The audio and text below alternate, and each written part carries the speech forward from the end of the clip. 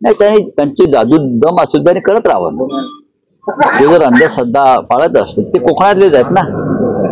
ते कोकणात नंतर का माहिती या निमित्ताने त्यांना संसदेत यावं लागतं. महिने संसदेमध्ये येत नाहीत.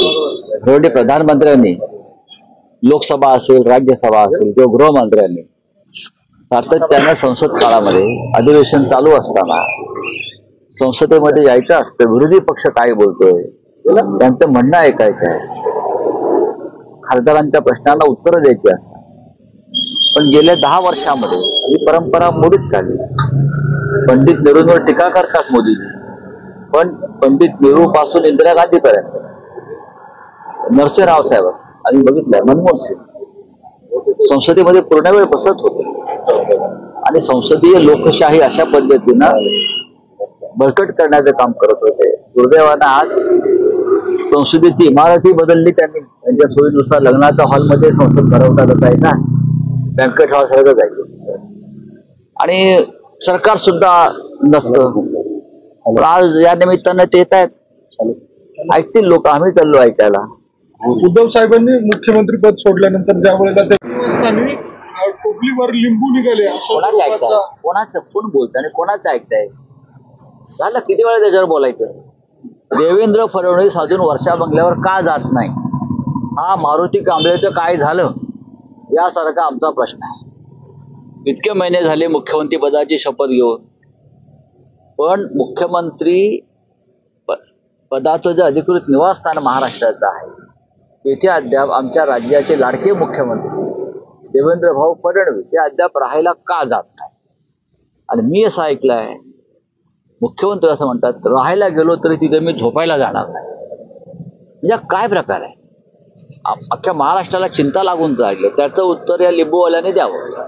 हे जे लिंबू सम्राट आहेत शिंदे गटात सगळे, लिंबू मिरची, माझ्या असं कानावर आलेलं आहे की बीजेपीच्या अंतस्थ गटामध्ये अशी चर्चा आहे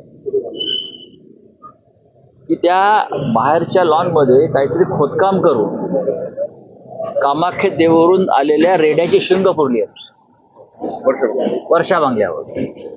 जे रेडे कापले असं तिथे चर्चा आहे, असं त्यांचेच लोक सांगतायत, असं तिकडला स्टाफ सांगतो आहे. हे खरं आहे की खोटं आहे? आम्ही का अंधश्रद्धेवरती विश्वास ठेवत नाही. आम्ही अंधश्रद्धा निर्मूलन कायदा मानणारे लोक आहोत. पण ह्या चर्चा आहेत की कामाख्य मंदिरात जे काय रेडे कटिंग झालं तिथून काही मंत्रलेली शिंग आणली म्हणजे काय आणि ती तिकडे पुरली आहेत. हे मुख्यमंत्री पद कोणाकडे टिकू नये दुसऱ्या माणसाला. आम्ही सदैव असं तिकडला जो कर्मचारी वर्ग ते सांगतायत. आता ही चर्चा आहे. पण साहेब त्या बंगल्यात अजिबात नाही, मी असं कुठे म्हणतो. मग अडचण काय नाही गेले तर मग का नाही जायचं? आपण काय एवढं मुद्दा लावून धरताय? आम्ही मुद्दा लावत नाही. आम्ही कशाला मुद्दा लावून धरतो? पण मुख्यमंत्री पद रिकामा राहत आहे, त्याचं उद्या काहीतरी त्यातून वेगळं निष्पन्न होईल. राज्याच्या मुख्यमंत्री पदाचं अधिकृत निवासस्थान आहे, प्रतिष्ठेचा विषय आहे. नक्की तिथे काय घडलंय, काय झालंय, कोणामुळे झालंय, मुख्यमंत्र्यांच्या मनात काय भीती आहे, बरं का, ते का अस्थिर आणि अस्वस्थ आहेत हे महाराष्ट्राला समजायला पाहिजे ना. मुख्यमंत्री काम करतायत, आम्ही कुठे म्हणतो नाही करत. पण साहेब अशी चर्चा वारंवार होते. यापूर्वी देखील ज्या वेळेला स्वरूपाची चर्चा झाली नंतर देखील आपण असं करतो पुरोगामी महाराष्ट्रामध्ये महाराष्ट्र चर्चा होणं हे अत्यंत चुकीचं आहे. महाराष्ट्र पुरोगामी आहे.